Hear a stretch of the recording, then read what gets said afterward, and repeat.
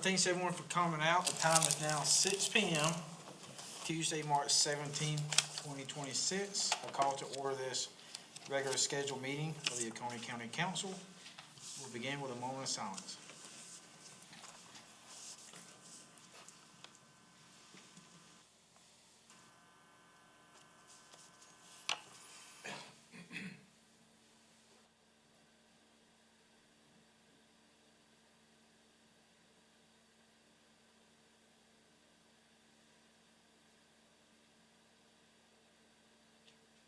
Mr. Root, would you pray for us, please? Yes, sir. Pray with me if you'd like to. Dearest Heavenly Father, thank you for this day that you have made. I hope we have rejoiced and will rejoice and be glad in it as the gift that it is. For your many gifts, for the food you provide for us, our daily bread, for the very air we breathe, and the ability to breathe it, we are grateful. Grateful for opportunities like tonight to come together in this deliberative assembly so council can do the work of the people through your wisdom and guidance. And I pray this would be your meeting. In your name I pray. Amen. Mr. Kendall Gilbert, would you lead us in pledge? I pledge allegiance to the flag of the United States of America and to the republic for which it stands, one nation, under God, indivisible, with liberty and justice for all.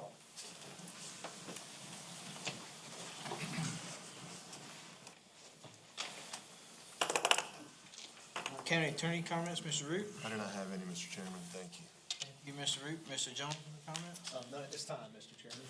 Thank you. All right, we have consent agenda. Do we have any items anyone would like to remove from the consent agenda? There are none. Do we have a motion to accept the consent agenda or approve it as written? Second. Motion second. All in favor? Next, we have public comment session. I ask that you please keep it related to county government business and topics. We have 5 minutes per person. Ms. Jennifer, is your clock working this time? Yes.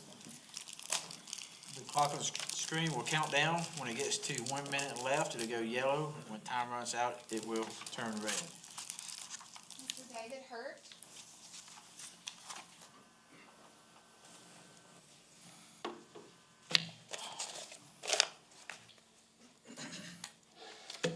Good evening, and thank you for the opportunity to speak. My name is David Hurt. My wife Stephanie Hurt's back here. We live off of Campbell Bridge Road. I'm here to talk tonight about the situation with the trash and litter in this county. It's absolutely deplorable. We moved up here about 4 years ago from the Midlands area. And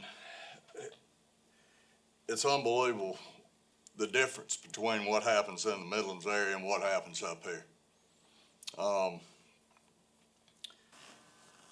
6-7 months ago, we had about 4 bags of trash get thrown out right by our driveway. I called the sheriff's office. They sent out somebody from the litter control. They came and I went through the trash and found envelopes and mail and got the person's name. Whether or not they cited it or not, I'm not sure. They came out. But, you know, I was told that they work a little bit on one side of 123, a little bit more than what they work on this side, than the other side of 123. Because there's a big old lake right there. That's a lot of income, obviously. But it's still part of the county on that side. I know the county has litter control. I know there's inmates that are in this county, detainees that are there for family court. There's circuit court in this county. And there's plenty of people that are getting PTI. A lot of PTI that goes on in this county. They need to start doing community service and getting out there and cleaning our county up, cleaning these roads up. It's absolutely deplorable. If you're gonna have a recycling area and people are gonna go to it within a 3 or 4 mile area right around our house, I mean, I've got pictures and I am more than happy to leave. And it's not only the litter that gets thrown on the side of the road, It's the trash dumps that are living on the side of the road. Campers move in and they leave, they move out, and there are trash holes that are left there. I can show you pictures. Somebody owns that property. If the county wants to make some money, cite them. I know in Richland and Lexington County, when they come out and they cite them, they give them 30 days. If it's not cleaned up, they condemn it and it's bulldozed. It needs to be taken care of. I apologize if I offended anybody, but this is my first level, and I'm gonna go on to a state representative or senator if I need to, because they're representing us also. But we moved up here because of the climate, because of the country. But there's no reason for it to be a dump. I thank y'all. Anybody want to see the picture? You can leave them. Mr. Jones. Miss Erica McGee.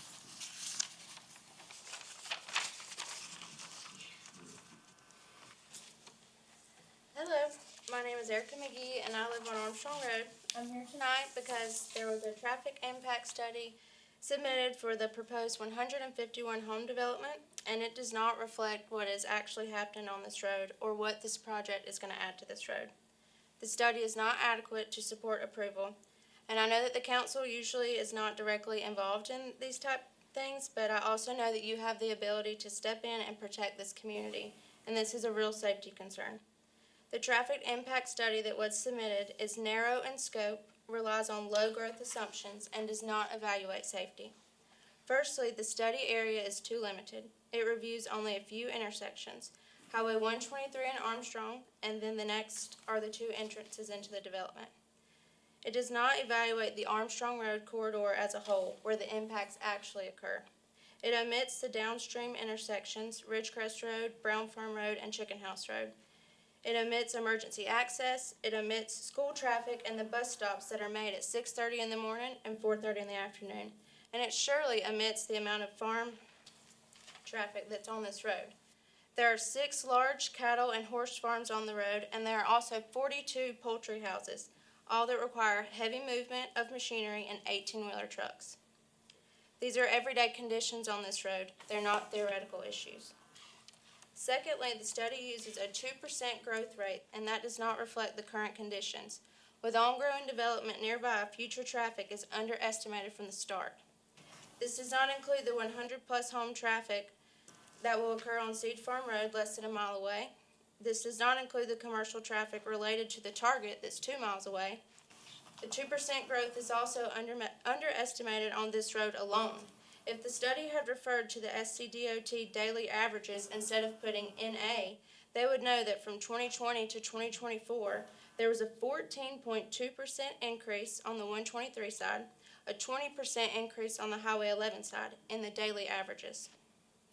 Thirdly, this is a capacity-based study, not a safety analysis. There's no crash history, no sight distance evaluation, and no real assessment of turning onto a 45-mile-per-hour road. From my experience, there are areas on Armstrong, especially around the curves, where you cannot see far enough in front of you to take a left turn. Adding 151 homes without turning lanes increases the risk, yet this study still recommends no turning lanes, and that's a safety concern. The study also acknowledges failing conditions at Highway 123 and Stripling Road, but it dismisses this impact because the rating does not change. Increased delay and congestion are still real impacts for those using that intersection. And despite all of this, the conclusion to this study is no mitigation. How developer friendly?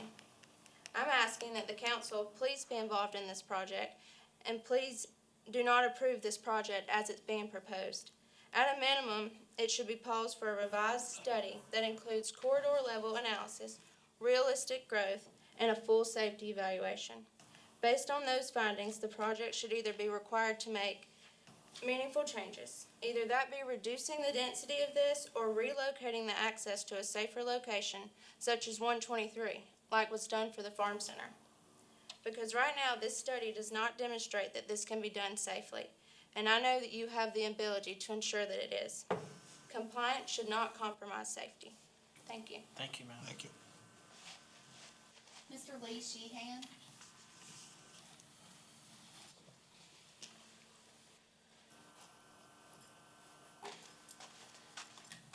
Good evening. Thank you for allowing me to speak. My name is Lee Sheehan. I'm a long-term resident of Seneca, South Carolina.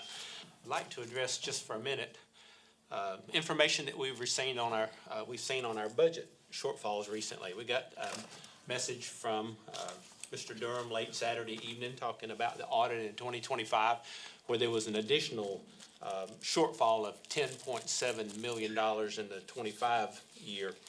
If you go back and add that to the original money that was short from 2019 through 24, that's a total shortfall of $22.7 million that this county is missing somehow, whether it's in revenues collected or anything. But what it shows, or what I see from this, is we have spent $22.7 million more than we have taken in that time frame.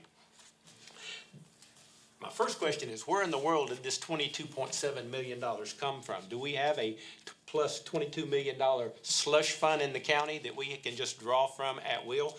I've never seen any documents showing a the cash on hand for the county. There's not an easy document to get to, especially for a member of the public. It doesn't seem like we should have that much money, much of our taxpayer money just sitting there. That's a sizable percentage of the annual budget.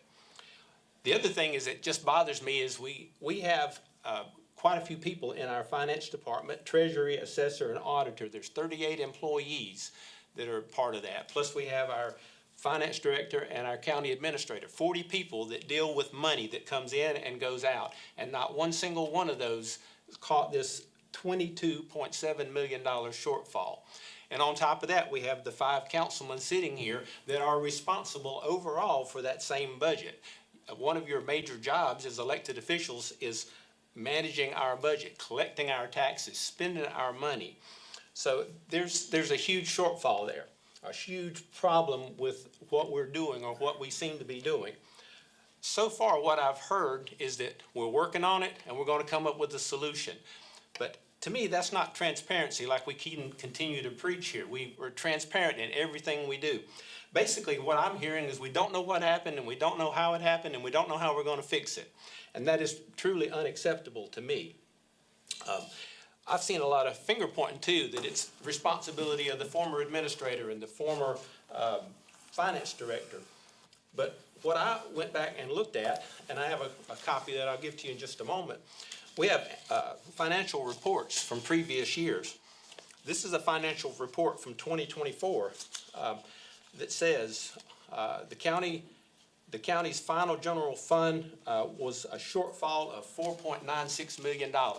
So this was presented, or it was written, I think, on 12/19 of 24 by the administrator and sent to the council, as well as published out on their website.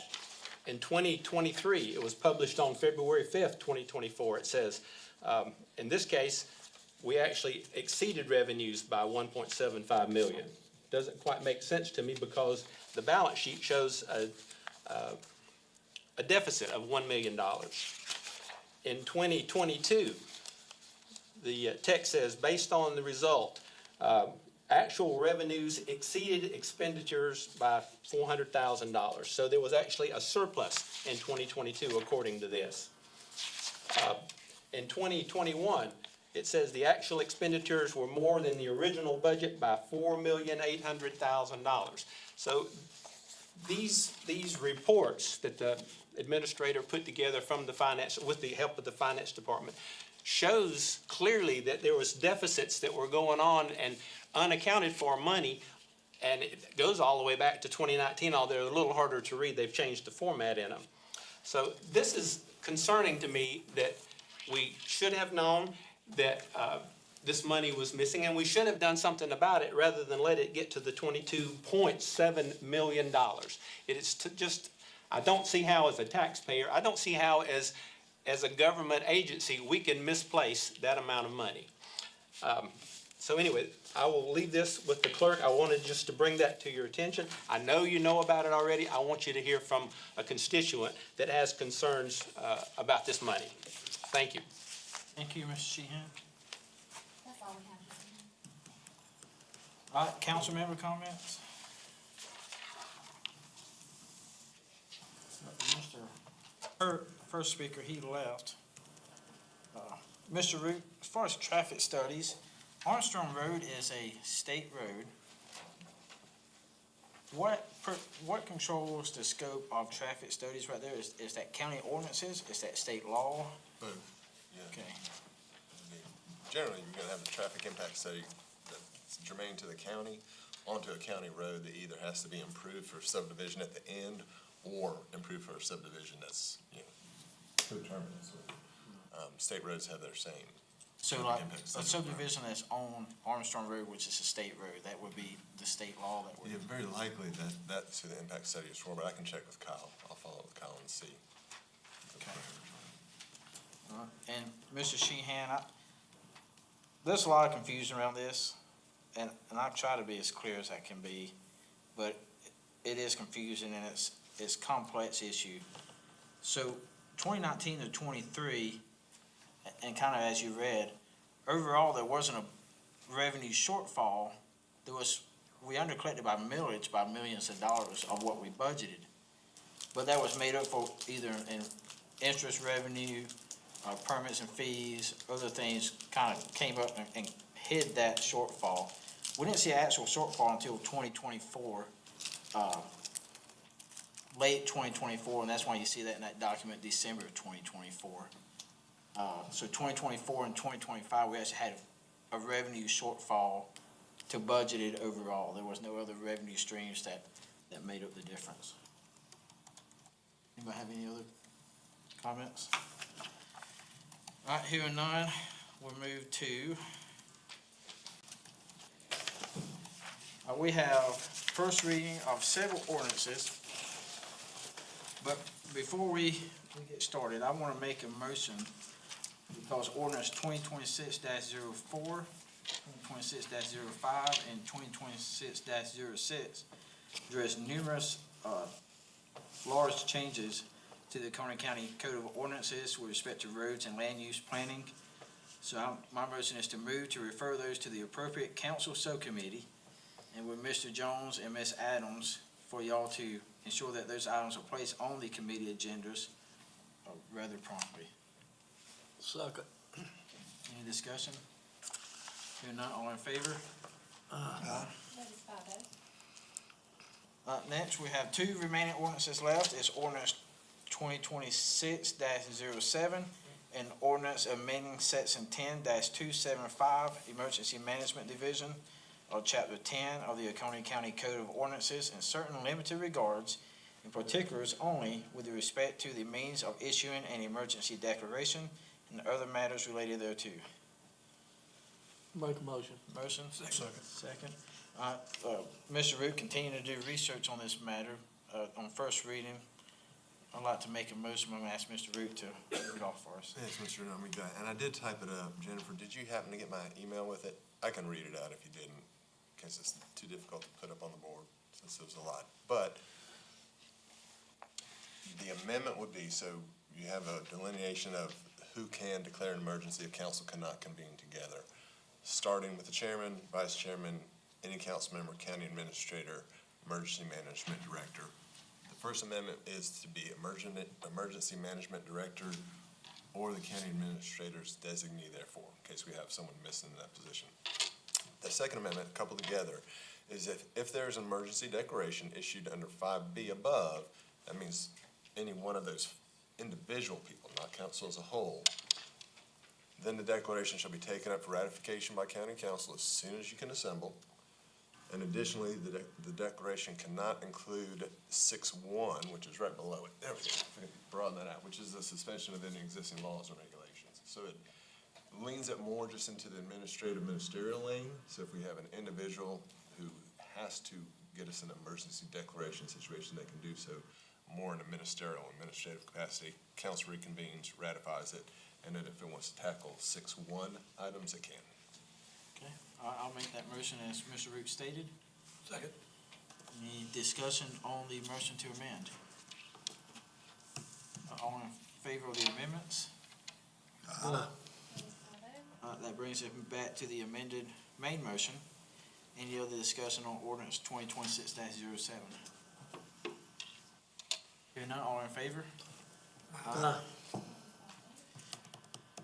Next, we have ordinance 2026-08, an ordinance authorizing the execution and delivery of a real property lease agreement between Oconee County, South Carolina as lessor, and the Holly Springs Fire Department Incorporated as lessee for certain improved real estate property located at 11095 Long Creek Highway, Westminster, South Carolina, 29693, currently identified by tax map number 201-00-01-048 and other matters related thereto.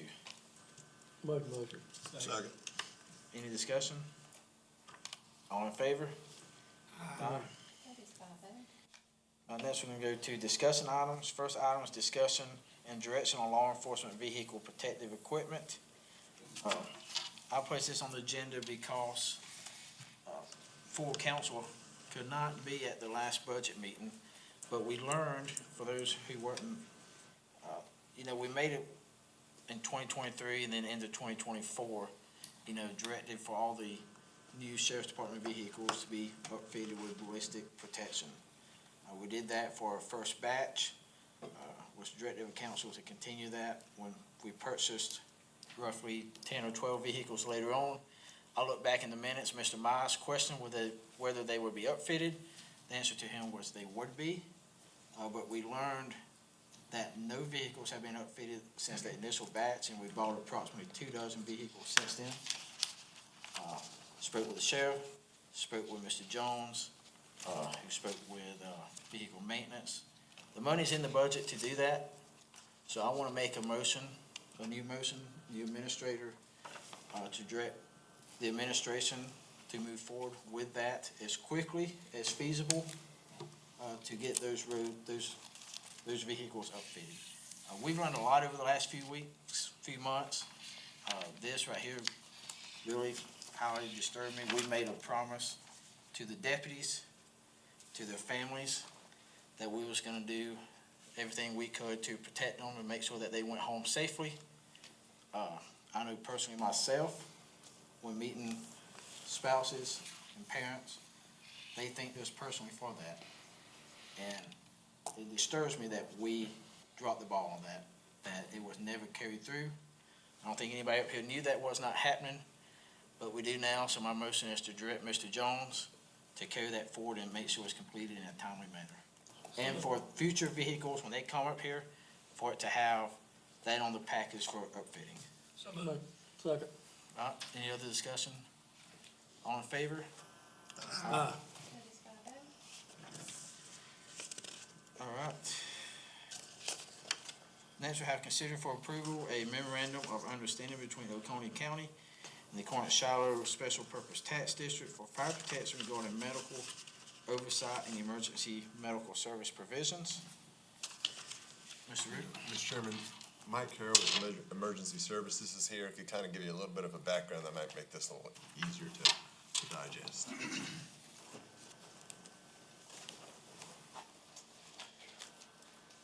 Evening, everybody. Last week, I got an email chain that put me in contact with Chief Schur over at Shiloh Fire District. He had some questions concerning their legality in carrying oxygen. State of South Carolina states LLR gives you two ways of carrying oxygen as a fire department. One is obtaining your basic or your non-dispensing pharmacy, and the other way is asking for a limited on medical gas. They did not have any at the time. So their question was posed back to Department of Health. Department of Health, who runs EMS, basically gave us the option of they could come under us on their MOU to allow them to carry the oxygen. And that's the only item that's regulated to meet their emergency medical care standard needs. So we talked to Dr. Beltrain, who's a Prisma doc, who is our medical control. He's good with it. You gentlemen decide tonight. They're working on getting their license, everything in place, so they should be good to go. It just takes a couple of months with LLR and some of the other agencies they gotta do. Anybody have any questions? I have a question that's somewhat related. If we have a firefighter or anybody in county staff who is certified, trained paramedic, can they go out and respond and perform their job as a paramedic? In our county, we're licensed at the basic life support, not advanced life support for paramedics. So how do we get to where we can allow somebody certified as a paramedic to operate as a paramedic? There's some standards we gotta meet with, state, we gotta have a total number of paramedics who are available to meet the response timelines. We have talked, and there's no program, for a wilderness medic program that would allow us to be the medics that go out in the woods, because Prisma has medics, but sometimes we don't get their wilderness trained people. So there's programs out there. We have some of the material, to do this.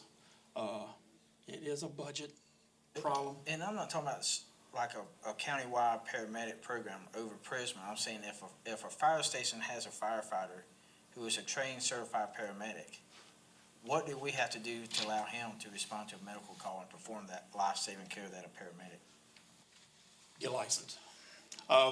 We've talked about that, like I said, going after that license, which means that person, it would just not the whole county, that person would have to have a list of medications, list of equipment that meet the state standard to allow him to be a licensed vehicle to respond to that.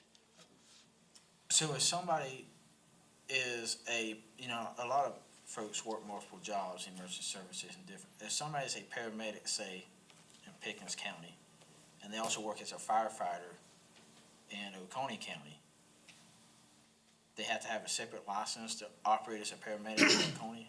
We have to have a license. So it's Because an they're working overall on- license? Yes, for- sir. We would have to have a license as a organization to be advanced life support. Now, we looked at the avenues where I've talked to Prisma, and Prisma said as long as we came on as PRM, which is employee, they would give us the rights to use those medications, but we can't, employment with another agency.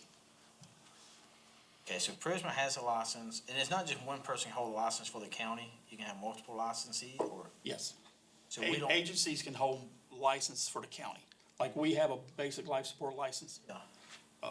Kiwi Fire Department has a basic life support license, and Walhalla Fire Department has a basic life support.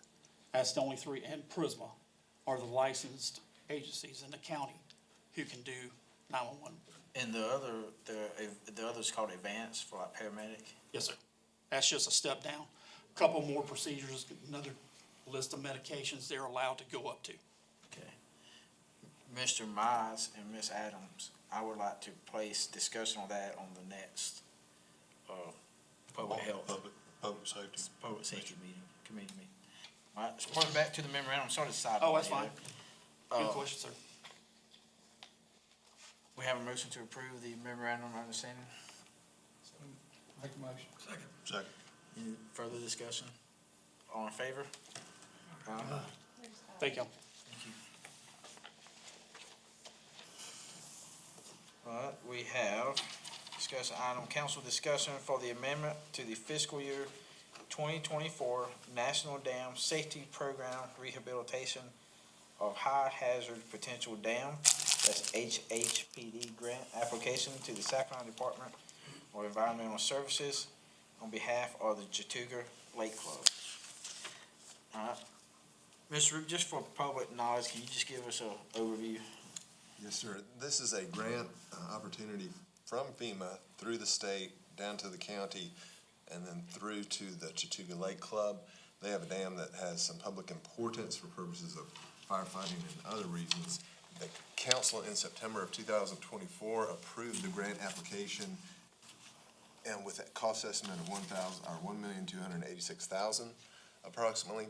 Since then, of course, we've had government shutdown or shuttering a couple times, and things that have caused FEMA to essentially close down some of these programs. They were opening them back up, but of course, costs have gone up. So now the Chattooga Lake Club has new estimates that increase the amount for the application to 1.4 million, and that reflects an additional 81,000 in federal funding. So they're just seeking an improvement or approval of the amended application in that amount. Okay.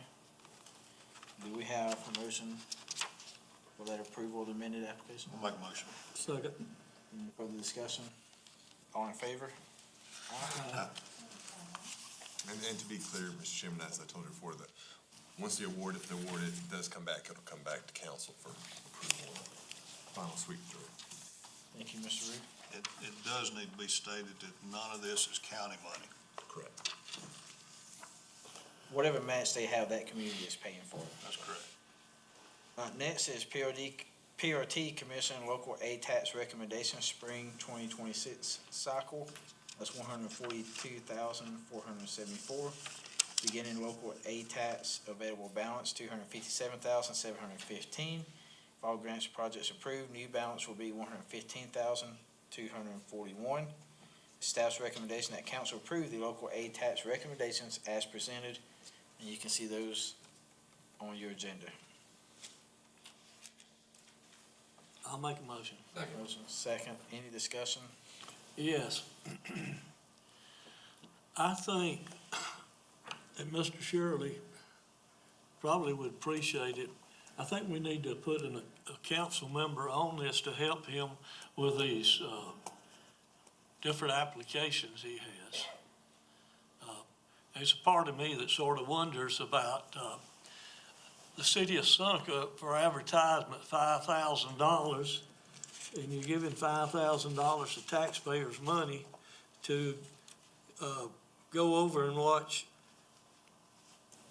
$31,531.50 burn in the air.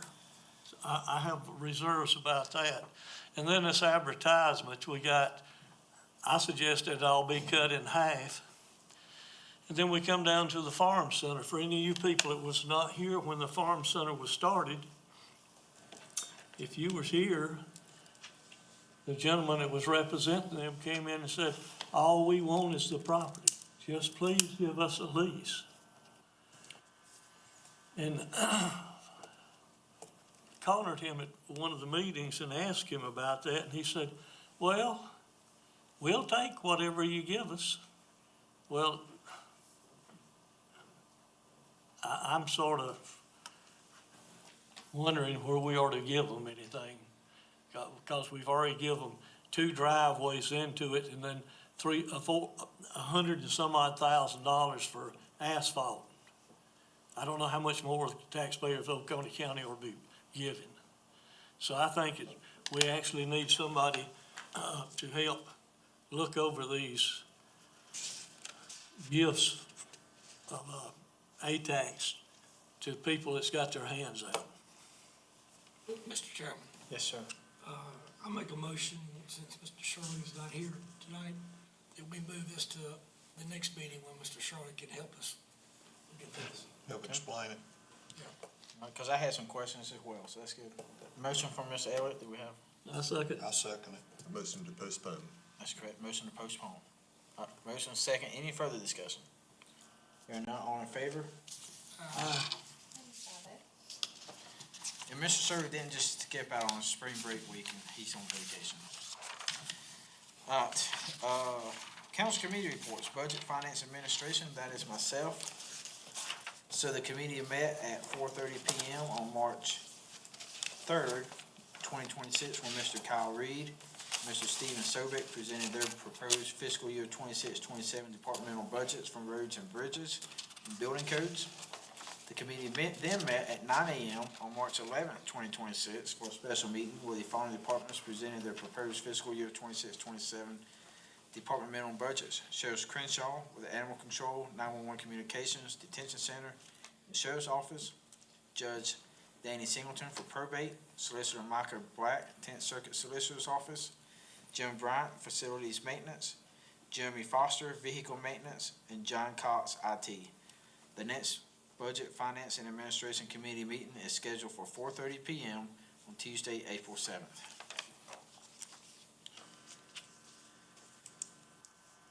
Board and commission appointments, we still have Building Codes and Appeal Board, but no one's on file. For the Corn Shiloh Special Tax District for Fire Protection Commission, at the encouragement of Mr. Hart and Mr. Mize, I nominate Mr. Flint Baldwin to fill the vacant seat on the Corn Shiloh Special Tax District for Fire Protection. I'll second that. It's just nomination, I don't think we need motion in a second, but if anybody disagrees, speak now. All in favor? That is 5-0. All right. We need motion to enter executive session for a list of items. Bear with me. Discussion regarding economic development project DEER.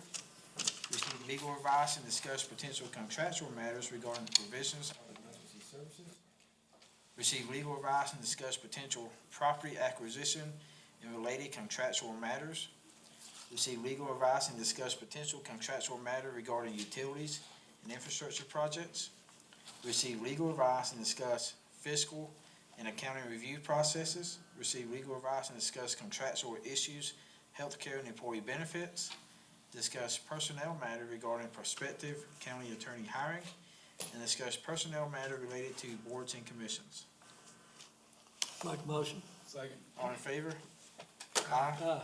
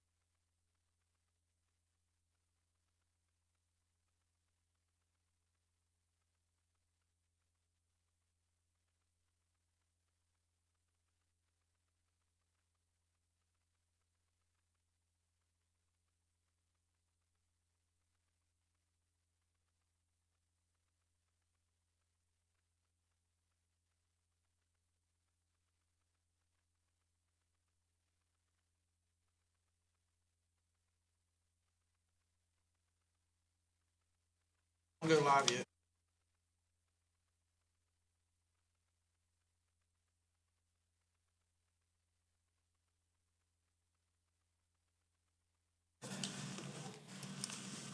I need a motion to return from executive session. Second? All in favor? We do have one action to take coming out of executive session. So I need a motion to direct the county administrator to hire Mr. Chomley as the new in-house county attorney as discussed and begin March 30th, 2026. Mr. Jones is authorized to engage Mr. Root to assist with the transition. Make a motion. Second. Second, just real quick, I want to take a minute to thank Mr. Root for his years of service to Oconee County. Yes, sir. I know personally, it's been a pleasure working with Mr. Root, even including a 12-and-a-half-hour drive back from New York City. Everybody, we had a few people split turns driving. I said, well, I'm used to staying up all night, I'll drive. And he stayed up front seat with me and kept me awake. So I know you've had numerous council members come, administrators, and you've stuck through everything thick and thin. And just thank you for the service to our citizens and to this council, to all the prior councils. Thank you, Mr. Reed. Thank you, absolutely. I'll have to second that. Thank y'all. All in favor of the motion? Aye. Need a motion to adjourn? Make a motion. Favor?